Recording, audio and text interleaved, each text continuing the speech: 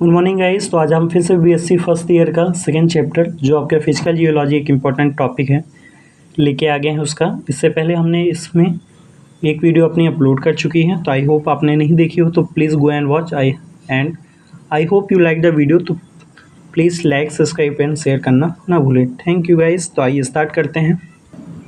तो आज हम लोग स्टार्ट करने वाले हैं अपना फिजिकल वेटरिंग। फिजिकल मतलब आपका नेचुरल होता है, केमिकल मतलब मैन मेड या किसी भी फोर्स द्वारा होता है ना। तो आप नॉर्मल है फिजिकल वेटरिंग और this thing involve the application of mechanical force. ये मैकेनिकल फोर्स द्वारा हुआ करता है। It's physical weathering is a rock break into smaller piece without any chemical changes. किसी भी केमिकल चेंजेस के विदाउट हेल्प के, है ना, ह्यूमन इफर्ट्स के या प्रेशर बिना लगाए किसी चीज़ का, ये प्राकृतिक द्वारा नेचुरल पीसेस स्मॉल पीसेस में बट जाता है। वेदरिंग मतलब जैसे पत्थरों का छोटे छोटे वर्गीकरण हो जाता है। These are breaking into the smaller piece में वो हो जाता है आपका without weathering increase the amount of surface of the chemical detection. जल्दी क्या रहता है, अगर वेदरिंग नहीं होगी तो आपके ज़्यादा से ज़्यादा जो वो रहेगा मिनरल्स या किसी भी चीज़ का गुणवत्ता रहेगी वो प्रॉपर एक जगह से दूसरी जगह नहीं जा पाएगी। मतलब जिससे आप कभी ध्यान दो, जैसे आपको मैंने पेंथलास्का और नोरेसिया पढ़ाया था, तो कुछ मिनरल्स उसके साउथर्न पार्ट में भी पाए जाते हैं, कुछ नॉर्थर्न में। इस प्रकार ही वेदरिंग का काम भी होता है ना। फिजिकल वेदरिंग ठीक है। फिजिकल वेदरिंग के आपके 3 एजेंट है ना।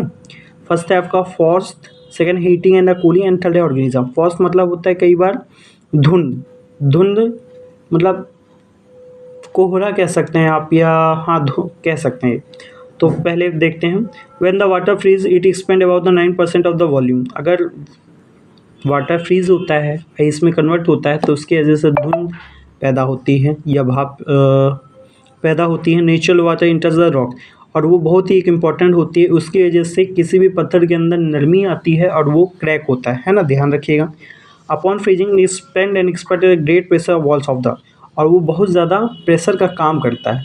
जब आप कई बार ऐसा होता है कि किसी भी चीज़ में अंदर पानी भरा मतलब किसी भी गोल सरफेस में या राउंड सरफेस के अंदर पानी भरा और तेज़ धूप में लगे, उसकी वजह से उसमें गैस उत्पन्न हो जाती है और वही फिर ब्लास्ट होती है। वैसे ही आपके पत्थरों के अंदर है कि अंदर कुछ पानी रहता है तो बहुत तेज़ धूप की वजह से उसमें कुछ नरमी आती है, और नरमी आने की वजह से ही वो टूटते हैं।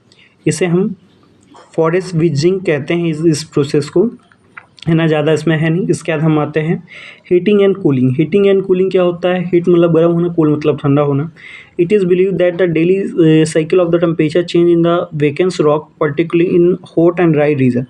जल्दी क्या रहता है, समटाइम्स ऐसा होता है कि जो डेली सर्कल टेम्परेचर, जैसे सुबह से शाम तक का जो टेम्परेचर रहता है वो बहुत हाई रहता है क्योंकि उस धूप और सनलाइट की वजह से। बट इन केस रात का जो होता है वो उतना ही ठंडा होने लगता है आपका।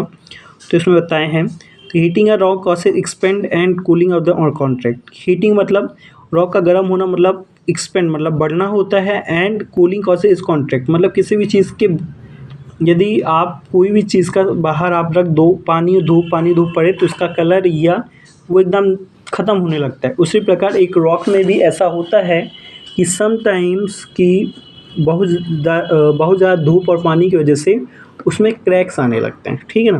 तो this repeated expand or contracted directly in the crater. हाँ, और ये जो प्रक्रिया रहती है ये रोज़ बदलने की वजह से, मतलब रोज़ एक समान चलने की वजह से उनमें क्रैक आ जाते हैं। ये आपका हीटिंग एंड कूलिंग हो गया।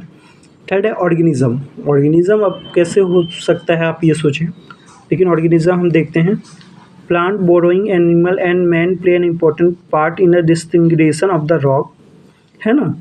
क्या रहता है कि प्लांट्स जो होते हैं और बोरोइंग एनिमल मतलब जो ख़त्म हुए एनिमल रहते हैं, मैन प्ले एन इम्पॉर्टेंट, वो बहुत ज़्यादा इंपॉर्टेंट पार्ट रहते हैं आपके रॉक्स में कन्वर्ट होने में या उसमें रहने में, है ना।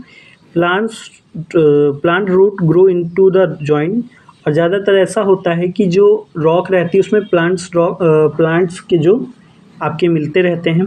As a root grow thicker, और जो रूट होते हैं वो ज़्यादा मोटी और गहरी होती हैं या बड़ी होती हैं। दे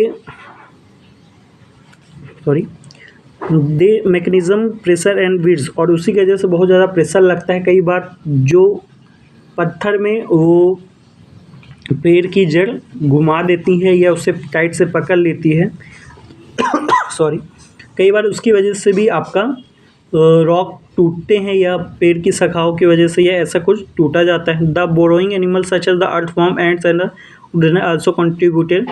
और समटाइम्स क्या रहते हैं, आंट रहते हैं, छोटे छोटे कीड़े रहते हैं जो पत्थर में अपना घर बनाते हैं, उसमें हल्का सा होल करते हैं, उसकी वजह से भी क्रैक होता है, जिसमें पानी हवा की वजह से उसमें क्रैक बनता है। आई होप आपने फिजिकल वेदरिंग समझ ली होगी। 3 इसके वो होते हैं, फॉरेस्ट, हीटिंग एंड कूलिंग। इसमें कुछ ज़्यादा करना नहीं, बस आपको नॉर्मल याद रखना है कि वेदरिंग क्या है, वेदरिंग की प्रोसेस क्या है, वेदरिंग कितने टाइप के हैं। I hope you understand. तो please like, subscribe and share, और ऐसे ही वीडियो के लिए हमारे लिए जुड़े रहिए। इसके बाद अपनी सीरीज़ चलती रहेगी, है ना। Thank you guys.